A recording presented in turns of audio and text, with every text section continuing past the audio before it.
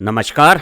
हनुमानगढ़ राजस्थान से मैं आनंद जैन आपका श्रीदेवी क्लासेज यूट्यूब चैनल पर स्वागत करता हूं। हमारी सीनियर सेकेंडरी फिजिक्स भौतिकी की हिंदी वीडियो श्रृंखला में आज अध्याय विद्युत परिपथ में किरचॉफ के दो मूलभूत और सार्वत्रिक धारा और विभव के नियम, किरचॉफ का धारा नियम केसीएल और किरचॉफ का विभव नियम केवीएल के बारे में समझते हैं। उनके कथन को जानेंगे। केसीएल और केवीएल समीकरण बनाना सीखेंगे। केवीएल समीकरण बनाते समय परिपथ में अवयवों पे वोल्टेज की राइज और ड्रॉप की गणना किस तरह से करते हैं उसे विस्तार से समझेंगे और कुछ सरल प्रश्नों से विषय समझ को प्रखर और परीक्षा उपयोगी बनाते हैं। शुरू करते हैं। ईस्वी सन 1801 में प्रसिद्ध वैज्ञानिक वोल्टा ने अपने रासायनिक सेल की मदद से पहली बार विद्युत परिपथों में विद्युत धारा से हमारा परिचय करवाया। इस खोज ने वैज्ञानिक जगत को विद्युत परिपथ में धारा और धारा से बने हुए चुंबकीय क्षेत्रों के अध्ययन के रास्ते प्रदान किए और 4 दशकों में विद्युत परिपथ और विद्युत चुंबकत्व पर महत्वपूर्ण खोज के कार्य हुए। ईस्वी सन 1847 में एक जर्मन भौतिक वैज्ञानिक रॉबर्ट गुस्ताव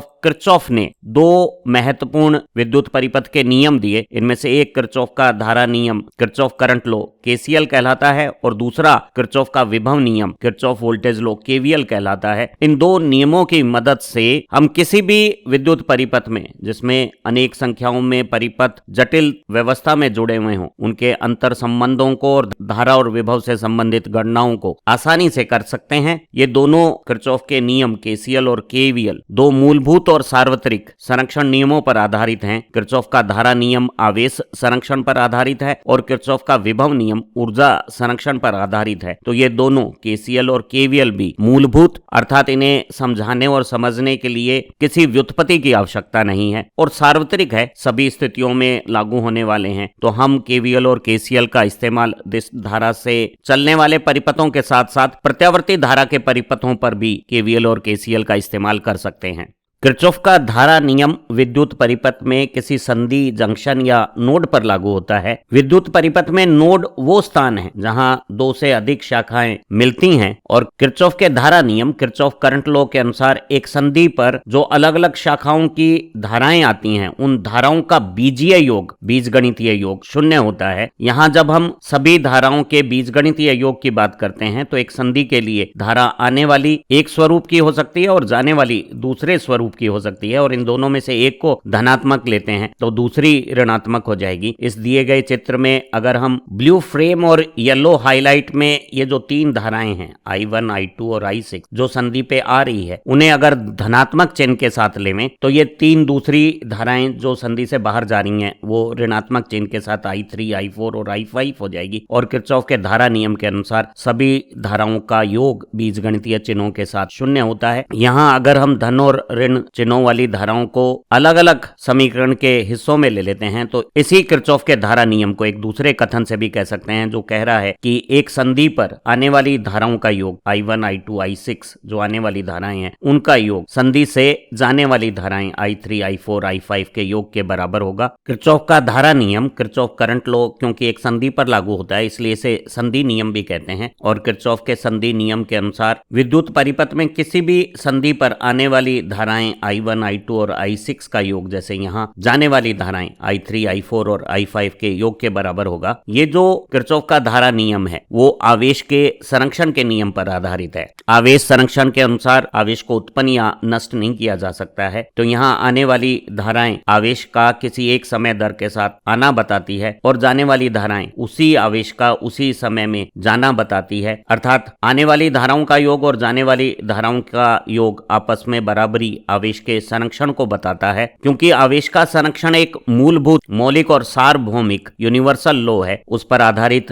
किरचॉफ का धारा नियम केसीएल भी मौलिक है। इसे किसी व्युत्पत्ति की जरूरत नहीं है और यह सार्वभौमिक है, सभी स्थितियों पर लागू होगा। एसी और डीसी डिस्ट धारा और प्रत्यावर्ती धारा दोनों परिपथों पे किरचॉफ का धारा नियम लागू रहेगा। किरचॉफ धारा नियम केसीएल के कथन को जानने के बाद परिपथ विश्लेषण में इसके उपयोग को परीक्षा उपयोगी समझ समझने के लिए कुछ उदाहरण का अभ्यास करते हैं। यहाँ एक परिपथ में हमें दो प्रतिरोध R मान का और 3 ओम मान का परस्पर समांतर एक 12 वोल्ट के विभव स्रोत से जोड़े हुए हैं और ये विभव स्रोत परिपथ को कुल 6 एम्पीयर धारा देवे तो हमें इस अज्ञात प्रतिरोध R का मान ज्ञात करना है। हम इस अज्ञात प्रतिरोध R का मान ओम के नियम से ज्ञात कर सकते हैं अगर हमें R में जाने वाली धारा और R के सिरों का विभव ज्ञात हो जाए। क्योंकि 3 ओम और R दोनों प्रतिरोध 12 वोल्ट के स्रोत के साथ समांतर में जुड़े हुए हैं, समांतर में विभव समान रहता है, तो हम कह सकते हैं कि इस R मान के प्रतिरोध का विभव 12 वोल्ट है। मान लेते हैं कि इसकी धारा का मान X है। अगर हम इस X धारा को ज्ञात कर लें तो ओम के नियम से हम प्रतिरोध R का मान ज्ञात कर सकते हैं और इस अज्ञात धारा X को ज्ञात करने के लिए पहले हम 3 ओम की धारा ज्ञात करते हैं। 3 ओम भी 12 वोल्ट के समांतर में जुड़ा हुआ है। 3 ओम में 12 वोल्ट की वोल्टेज लगी हुई है, तो ओम के नियमानुसार 3 ओम के प्रतिरोध में धारा विभव में प्रतिरोध मान का भाग देने से 4 एम्पीयर प्राप्त हो गई है। अब हम इस संधि बिंदु P पर किरचॉफ का धारा नियम लगा सकते हैं। किरचॉफ के धारा नियम के अनुसार आने वाली धाराओं का योग जो केवल एक अकेली 6 एम्पीयर है, जाने वाली धाराओं के योग के बराबर होगा और जाने वाली एक धारा X है और दूसरी 3 ओम की धारा हमने गणना करके 4 एम्पीयर पा ली है। अगर हम इस समीकरण को हल करते हैं तो हमारे अज्ञात प्रतिरोध की धारा X का मान 6 में से 4 घटाने पे 2 एम्पीयर प्राप्त हो गया है। अब हमें इस अज्ञात प्रतिरोध की विभव 12 वोल्ट और इसमें जाने वाली धारा 2 एम्पीयर दोनों ज्ञात है। विभव मान में धारा मान का भाग देकर हमने प्रतिरोध मान को 6 ओम प्राप्त कर लिया है। इस उदाहरण में एक 12 वोल्ट के स्रोत के समांतर में एक ज्ञात 6 ओम का प्रतिरोध, एक अज्ञात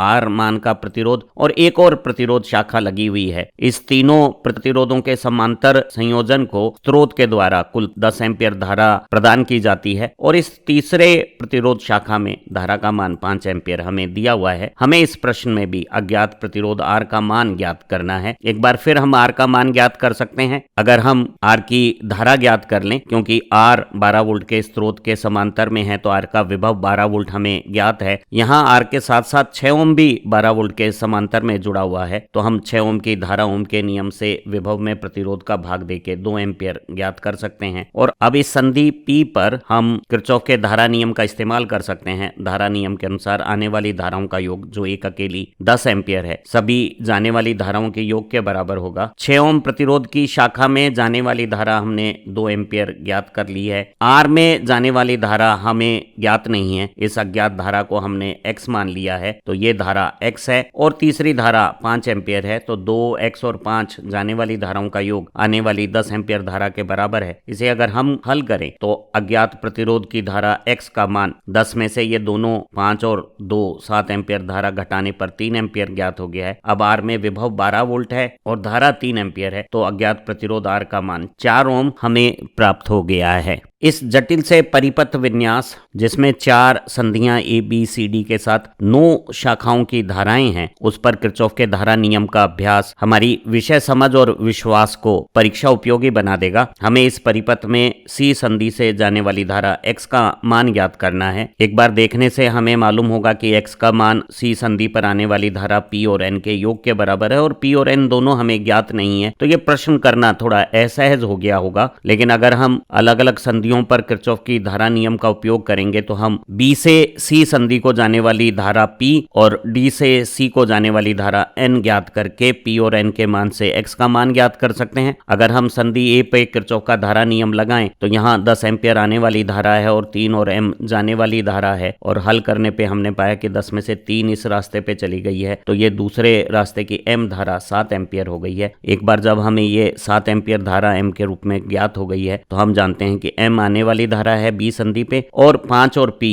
जाने वाली धारा है, तो संधि B पे किरचॉफ के धारा नियम से हम इस धारा P का मान ज्ञात कर सकते हैं, जो 7 में से 5 एम्पीयर जाने के बाद 2 एम्पीयर हमें ज्ञात हो गई है। इसी तरह से अगर हम D संधि पे 20 एम्पीयर आने वाली धारा है और 7 और N जाने वाली धारा है, उससे हम N धारा को 20 में से 7 घटा के 13 एम्पीयर प्राप्त कर चुके हैं। P धारा इस 7 से 5 घटा के हमें 2 एम्पीयर प्राप्त हो गई थी और 20 में से 7 घटा के N धारा हमने 13 प्राप्त कर ली थी, और और 13 एम्पियर और 2 एम्पियर दोनों आने वाली धारा का योग यहाँ जाने वाली धारा x हमारे लिए 15 एम्पियर दे देगी। तो इस तरह से हम x धारा को अलग अलग संधियों पर किरचॉफ का धारा नियम के समीकरणों को हल करके ज्ञात कर सकते हैं। इस प्रश्न को हल करने का एक और वैकल्पिक तरीका हो सकता था। किरचॉफ का धारा नियम न केवल एक संधि पे लगता है, वो संधियों के समूह या किसी क्षेत्र पे भी लगाया जा सकता है। तो इस हरे एलिप्स में आए हुए चारों संधियों वाले क्षेत्र में अगर हम किरचॉफ का धारा नियम लगाएं तो हम कह सकते हैं ये जो दो आने वाली धारा है 10 एम्पियर और 20 एम्पियर, इनका योग सभी जाने वाली धाराएं 3 एम्पियर, 5 एम्पियर, x और 7 एम्पियर इनके योग के बराबर होगा। और हल करने पे हम पाते हैं कि 30 में से ये तीनों संख्याओं का योग 15 घटाने पे हमें x का मान 15 एम्पियर एक ही चरण में गणना करके पूरे क्षेत्र पे केसीएल लगा के भी प्राप्त किया जा सकता है। किरचॉफ का विभव नियम, किरचॉफ वोल्टेज लॉ केवीएल, एक विद्युत परिपथ के बंद भाग जैसे लूप, मैश या पाश कहते हैं उस पर लागू होता है। जैसे कि यहाँ इस पीली हाईलाइट में हमने दिखाया है, या फिर इस नीले फ्रेम में भी एक पाश, लूप या मैश को यहाँ दिखाया गया है। किरचॉफ के विभव नियम के अनुसार विद्युत परिपथ में जितने भी विभव स्रोत हैं उनके विद्युत वाहक बल का बीजीय योग और जितने भी प्रतिरोध हैं उनमें धारा प्रवाह से जो विभवपात होता है उनका बीजगणितीय योग शून्य होता है। एक विद्युत परिपथ में विद्युत वाहक बलों का बीजीय योग और प्रतिरोध में आईआर विभवपात का बीजीय योग शून्य होता है। किरचॉफ के विभव नियम को हम मैश नियम के रूप में भी जानते हैं और ये विभव नियम ऊर्जा के संरक्षण पर आधारित है, क्योंकि ऊर्जा का संरक्षण भी एक मौलिक और सार्वभौमिक नियम है। इसलिए किरचॉफ का विभव नियम भी मौलिक है, इसकी किसी व्युत्पत्ति की हमें आवश्यकता नहीं है और ये सार्वभौमिक यूनिवर्सल है। सभी परिपथ परिस्थितियों पे, चाहे आपूर्ति दिष्ट धारा रूप रखती हो या प्रत्यावर्ती धारा रूप रखती हो, सभी परिपथों पे किरचॉफ का विभव नियम लागू होगा। किरचॉफ के धारा नियम को किसी संधि पर समझते समय संधि पर धाराओं के बीजीय योग को शून्य बताया था। उस दौरान हमने संधि पर आने वाली धारा को एक चिन्ह और जाने वाली धारा को जब दूसरे तरह का चिन्ह दिया था तो हमने पाया था कि हमारा किरचॉफ धारा नियम आने वाली धाराओं का योग जाने वाली धाराओं का योग के रूप में आ गया था। हमने आने वाली धारा और जाने वाली धारा के अनुसार धारा को धनात्मक या ऋणात्मक चिन्ह दे दिए थे। जब हम इसी तरह से एक बंद परिपथ भाग मैश या पाश में या लूप में किरचॉफ का विभव नियम समीकरण बनाने के लिए हम किसी एक संधि स्थल से शुरू करते हुए परिपथ में चलते हैं और जितने भी अवयव परिपथ में आए हैं उन्हें पार करते समय वोल्टेज मान को एल्जेब्रिक साइन के साथ कैलकुलेट करते हैं और सभी विभवों का बीजगणितीय योग शून्य करके किरचॉफ विभव नियम समीकरण बनाते हैं। जब हम परिपथ में किसी विद्युत वाहक बल स्रोत या किसी प्रतिरोध अवयव में विभवपात की गणना करते हैं तो एल्जेब्रिक साइन बीजगणितीय चिन्ह देखने के लिए विभव में होने वाली वृद्धि या कमी, वोल्टेज राइज या ड्रॉप को ध्यान में रखते हैं और वोल्टेज राइज और ड्रॉप कैलकुलेशन के लिए अवयव के दो जो सिरे होते हैं उनमें से कौन सा सिरा उच्च विभव का है, कौन सा निम्न विभव का है, उसका भी ध्यान रखते हैं। एक विद्युत वाहक बल स्रोत और एक प्रतिरोध के लिए वोल्टेज की राइज और ड्रॉप कैलकुलेशन कैसे की जाती है उसे विस्तार से समझना जरूरी है। एक विभव स्रोत में जो धन सिरा है, जिसे लंबी टांग से प्रदर्शित किया गया है, वो उच्च विभव का सिरा है और जो दूसरा ऋण विभव का छोटी टांग से प्रदर्शित सिरा है वो निम्न विभव की स्थिति है। और जब हम एक विभव स्रोत को परिपथ में चलते समय निम्न विभव से उच्च विभव की तरफ चलते हैं तो विभव में वृद्धि राइज होती है और अगर हम उच्च विभव से निम्न विभव की तरफ गति करते हैं तो विभव में कमी, वोल्टेज में ड्रॉप होती है और वोल्टेज की राइज और ड्रॉप का मान चलने के साथ जो हम पाते हैं वो हमेशा स्रोत विभव के विद्युत वाहक बल के बराबर होगा। और इस गणना को करते समय, राइज और ड्रॉप को देखते समय या मान को निकालते समय विभव स्रोत किस धारा पर कार्य कर रहा है उसका इस गणना से कोई सरोकार नहीं है। अगर एक विभव स्रोत में धारा का मान शून्य है तब भी उसमें विभवांतर होगा विद्युत वाहक बल के बराबर, और अगर आप ऋण से धन जाएंगे तो राइज होगी, धन से ऋण जाएंगे तो ड्रॉप होगी। और ये गणना धारा का क्या मान है, क्या दिशा है, इनसे कोई संबंध नहीं रखती है। वहीं एक प्रतिरोध अवयव में आर पार चलते समय विभव में वृद्धि राइज होगी या कमी ड्रॉप होगी, उसका निर्धारण उसमें बहने वाली धारा की दिशा करेगी और विभवांतर का मान कितना होगा वो मान धारा के मान पर निर्भर करेगा। एक प्रतिरोध अवयव में धारा हमेशा उच्च विभव से, जैसे हम यहाँ लाल इलिप्स से शो कर रहे हैं, निम्न विभव की ओर, जैसे हमने काली इलिप्स से शो किया है, की तरफ प्रवाहित होती है। तो धारा की दिशा से हमें प्रतिरोध अवयव के उच्च विभव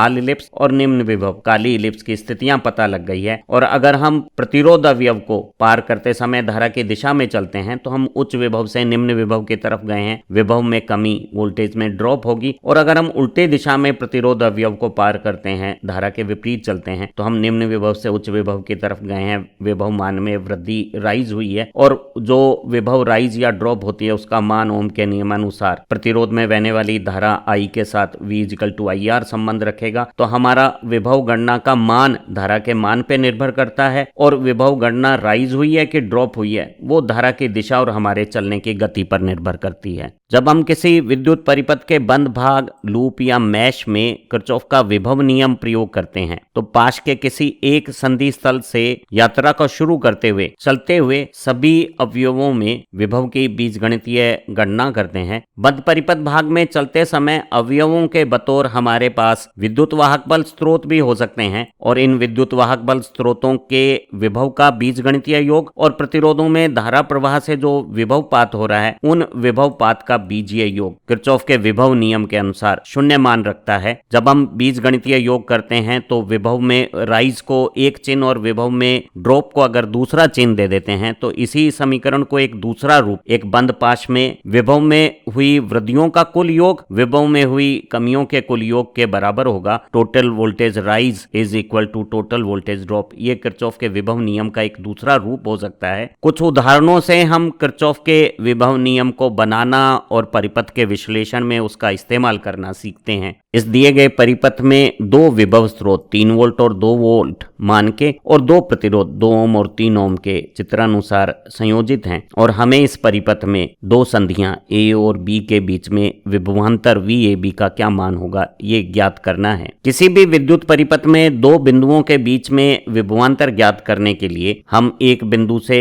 चलते हुए अवयवों को पार करते हुए दूसरे बिंदु तक पहुंचते हैं और रास्ते में आने वाले अवयवों में विभव में राइज और ड्रॉप की गणना करते हैं, और उस गणना का जो शुद्ध परिणाम है वही हमारा इच्छित विभवांतर होगा। यहाँ A से B या B से A यात्रा करते समय जो प्रतिरोध हमारे रास्ते में आ रहे हैं उनकी धारा हमें ज्ञात करनी होगी, तभी उनका विभवपात मान ज्ञात होगा। इस हेतु हमने इस परिपथ में चित्रानुसार घड़ी की विपरीत दिशा में I धारा को मान लिया है। अक्सर ये जब धारा हम मानते हैं तो बड़े मान की बैटरी के धन सिरे से धारा को बाहर जाता हुआ मानते हैं ताकि मानी गई धारा और वास्तविक धारा एक ही दिशा में प्राप्त हो जाए। अब इस धारा का मान ज्ञात करने के लिए जिसे हमने माना है, इस बंद परिपथ भाग में हम किरचॉफ का विभव नियम समीकरण बनाएंगे, और किरचॉफ का विभव नियम समीकरण बनाते हुए हम इस परिपथ में A से शुरू करते हुए 3 वोल्ट को पार करके M, फिर 2 ओम को पार करते हुए B, और फिर 3 ओम और 2 वोल्ट को पार करते हुए वापस A तक आएंगे, और सभी अवयवों की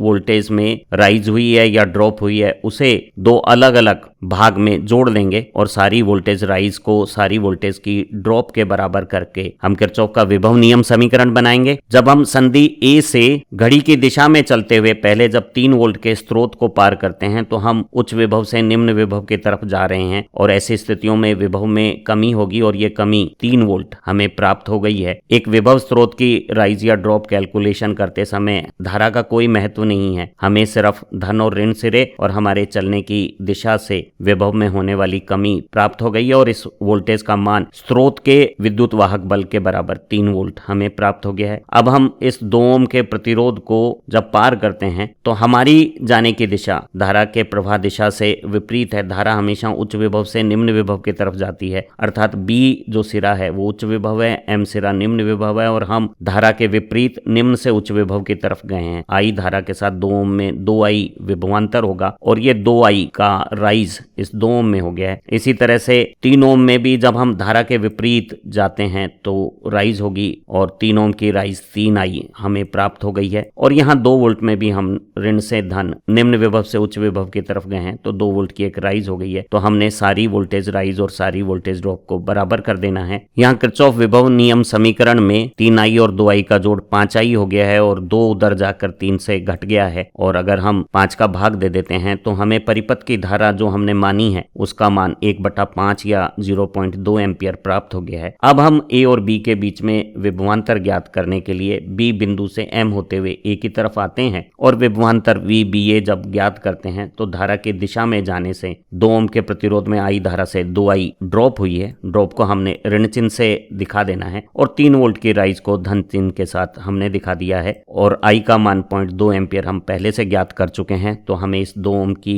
वोल्टेज ड्रॉप 0.4 वोल्ट प्राप्त हो गई है और 3 की राइज और 0.4 के ड्रॉप से शुद्ध 2.6 वोल्ट की राइज हमें प्राप्त हो गई है। इसका मतलब हुआ कि ए और बी के बीच में 2.6 वोल्ट का विभवांतर है और ए बिंदु उच्च विभव पे है। यही गणना हम बी से एन होकर ए जाकर भी कर सकते थे और बी से जब हम एन की तरफ जाते हैं तो धारा के विपरीत 3 ओम में 3I की राइज हुई है। राइज को हम धन चिन्ह से पॉजिटिव साइन के साथ लेते हैं और फिर लो पोटेंशियल से हाई पोटेंशियल जब हम 2 वोल्ट के आर पार चले हैं तो 2 वोल्ट की राइज हो गई है। परिपथ धारा का मान 0.2 एम्पियर रखने के बाद गणना करने पे एक बार फिर ये बी और ए में विभवांतर 2.6 वोल्ट और बी से ए चलने पे राइज हुई है तो ए उच्च विभव पे है। ये जानकारी हमें प्राप्त हो गई है। प्रतियोगी परीक्षाओं में पूछे जाने वाले इस प्रश्न को हल करने के बाद हमारी विषय समझ न केवल परीक्षा उपयोगी बनेगी, विषय के बारे में हमारा आत्मविश्वास भी बेहतर बनेगा। हमें इस प्रश्न में 2 विभव स्रोत 4 वोल्ट और अज्ञात ई मान के 3 प्रतिरोध 1 ओम 10 ओम और 2 ओम के साथ चित्रानुसार जोड़कर दिए हुए हैं और ये जो बीच की शाखा है उसमें एमीटर लगाने के बाद इस एमीटर में धारा का मान 0 आया है तो हमें इस अज्ञात विभव स्रोत ई का मान ज्ञात करना है। क्योंकि इस बीच की शाखा में धारा नहीं है तो जब किसी प्रतिरोध शाखा में धारा नहीं होती है तो ओम के नियमानुसार उसमें कोई विभवांतर भी नहीं होता है। तो एम और एन के बीच में विभवांतर नहीं होने से एम और एन समान विभव की स्थितियां हैं। ऐसी स्थिति में एन से एम चलने पर जितनी विभव में वृद्धि होगी उतनी ही विभव में कमी होगी। अर्थात धारा के दिशा में चलने पर 1 ओम के प्रतिरोध में जो विभवपात हुआ है वही यहाँ इस विभव स्रोत में निम्न विभव से उच्च विभव तक चलने पर 4 वोल्ट की जो विभव वृद्धि हुई है उसके बराबर है। 1 ओम के प्रतिरोध में धारा अगर x मान लेते हैं तो जो ड्रॉप हुई है 1x वही 4 वोल्ट की राइज के बराबर है क्योंकि m और n के बीच में विभवांतर 0 है। ऐसी स्थिति में 1 ओम प्रतिरोध की धारा x हमें 4 एम्पियर ज्ञात हो गई है क्योंकि बीच की शाखा में कोई धारा नहीं है। ऐसी स्थिति में 4 वोल्ट सोर्स की सभी धारा E विद्युत वाहक बल के स्रोत से होती हुई 2 ओम के परिपथ में प्रवाहित होगी और एक बार फिर m और n के बीच में विभवांतर 0 होने से जो E मान का विभव वृद्धि हुई है वही 2 ओम के प्रतिरोध में x धारा प्रवाह से हुई विभवपात है और x का मान क्योंकि 4 एम्पियर है तो 2 ओम में जो 8 वोल्ट की ड्रॉप हुई है वही यहाँ राइज हुई है तो E का मान 8 वोल्ट हमें प्राप्त हो जाएगा। हमें इस जटिल से परिपथ में 2 संधियां m और n के बीच में विभवांतर का मान ज्ञात करना है और किसी भी परिपथ में 2 बिंदुओं के बीच में विभवांतर ज्ञात करने के लिए परिपथ के एक बिंदु से दूसरे बिंदु की तरफ यात्रा करते हुए रास्ते में आने वाले सभी अवयवों की विभव गणना करके जो शुद्ध विभव गणना का मान आता है वही हमें विभवांतर के बतौर पे प्राप्त हो जाता है। और इस विभवांतर गणना के लिए रास्ते में जो प्रतिरोध हमें प्राप्त हो रहे हैं 5 ओम 3 ओम 20 ओम 1 ओम इनमें बहने वाली धारा ज्ञात करना जरूरी है। इस हेतु हमें सबसे पहले बी और सी जो शाखा है 20 वोल्ट के विभव स्रोत और 20 ओम प्रतिरोध वाली उसमें धारा का मान जानना जरूरी है। माना इस बीसी शाखा में धारा का मान Z है और यहाँ बी संधि पे 2 ओम के प्रतिरोध में धारा का मान x है और यही x धारा 3 ओम से होती हुई हमें संधि B पर वापस आती हुई मिल जाएगी। और अगर हम संधि B पे किरचॉफ का धारा नियम KCL लगाएं तो आने वाली धारा x जाने वाली धारा के योग x और z के योग के बराबर होगी। और इसे हल करने पे हमने पाया कि इस BC शाखा की धारा z का मान 0 है। और ये हम समझ भी सकते हैं, यहाँ जो परिपथ का एक भाग और दूसरा भाग दिखाया गया है उसके बीच में BC शाखा केवल एकल तार का संबंध है और हमें परिपथ में पूर्णता के लिए जो दूसरा तार का कनेक्शन चाहिए वो यहाँ प्राप्त नहीं हो रहा है। ये एक तरह से खुला परिपथ जैसी स्थितियां बन गई है और एक खुले परिपथ स्थिति में धारा प्रवाह नहीं होगा भले ही उसमें विभव स्रोत भी कार्यरत क्यों ना हो। ध्यान रहे हमारे ये जो विभव स्रोत हैं ये विभव स्रोत विद्युत वाहक बल हैं जो आवेशों को धक्का मार के अपवाह गति करके धारा बनाते हैं। ये स्वयं में आवेश आवेश की उत्पत्ति नहीं करते हैं। अगर पीछे से आवेश की उपलब्धता रहेगी तो वो उन्हें परिपथ में चलाने के लिए आवश्यक कार्य उपलब्ध करा सकते हैं। तो यहाँ ये 20 वोल्ट और 20 ओम की शाखा में कोई धारा प्रवाह नहीं होगा। ध्यान रहे, हमें ये नहीं समझना है कि 20 वोल्ट 20 ओम के ऊपर आरोपित हो गया और इस बीसी शाखा में 1 एम्पियर की धारा का प्रवाह हो सकता है। ये एक तार का संबंध यहाँ एक खुला परिपथ स्थिति है और इसमें धारा प्रवाह नहीं होगा। अब ये जो दो दूसरे बंद पाथ हमें दिख रहे हैं, 5 ओम, 3 ओम और 2 ओम वाला 10 वोल्ट के सोर्स के साथ, इसमें एकल धारा प्रवाह पथ है। 5 ओम, 3 ओम और 2 ओम की धारा एक समान है, कुल 10 वोल्ट विभव इन तीनों में विभाजित हो रहा है। तो हम कह सकते हैं कि 5 ओम, 3 ओम और 2 ओम सीरीज में कुल 10 ओम के बराबर हैं और इस पर 10 वोल्ट से 1 एम्पियर की धारा का प्रवाह इस बंद पाश में होगा। इसी तरह से इस दूसरे पाश में भी 1 ओम, 2 ओम, 3 ओम परस्पर एक श्रेणी समूह बना लेंगे और इस 6 ओम में 6 वोल्ट से 1 एम्पियर की धारा का प्रवाह होगा। तो हमारे दोनों